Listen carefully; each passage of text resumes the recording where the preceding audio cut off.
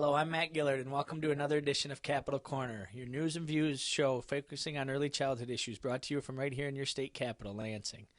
Well, another week has gone by here in Lansing with not a whole lot of legislative activity.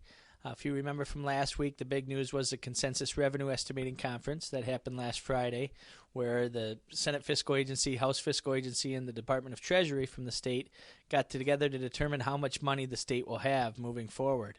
There is a surplus, which is good news. This is on the heels of most recent years where there was a negative budget projections that came out. This year, the budget outlook looks positive with surplus monies both for fiscal year 12 and moving forward into the fiscal year 13 budget process. That is a positive sign, and it will be up to the legislature, obviously, and the governor to determine which priorities they think should be addressed with some of those surplus funds. The budget process continues with the governor releasing his budget proposal to the legislature.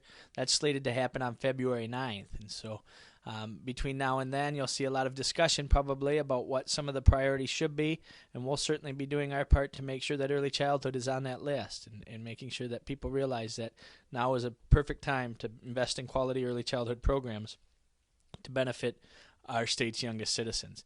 The big news this week here in Lansing was obviously the governor's State of the State address that happened on Wednesday night. There was not a lot of details and not a lot of new groundbreaking ideas presented by the governor in his State of the State, but that's not necessarily atypical.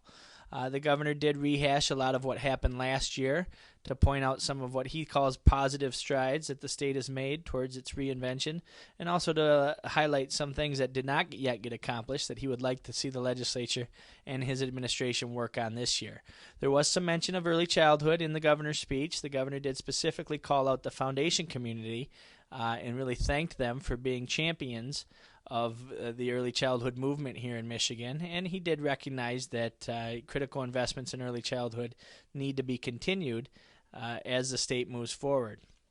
So we think that's a positive sign as well. And a couple of other things of interest in the governor's speech, he did once again call for the legislature to pass the controversial health exchange measure that the federal government is requiring states, if they want to have their own health care exchange, in connection with the national health care law, to have in place by January 1st. This measure has passed the Senate but is still held up in the House, primarily for political reasons. The governor also did call on the legislature to once again tackle the issue of autism coverage for insurance policies. This is a very controversial issue as well. If you can remember, Lieutenant Governor Calley has been a strong supporter of this in the past, and so we look forward to more legislative action on that issue as well coming up here soon.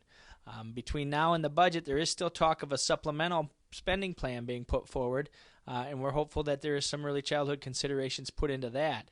I think the legislature would like to get that supplemental moved before the governor actually presents his fiscal year 13 budget plan to the legislature on February 9th. So that's something that could happen here in the next couple of weeks.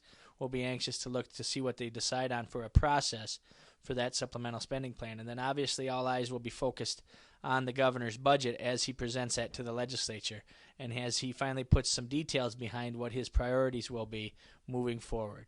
So thanks for tuning in, and join us again next week for another edition of Capital Corner.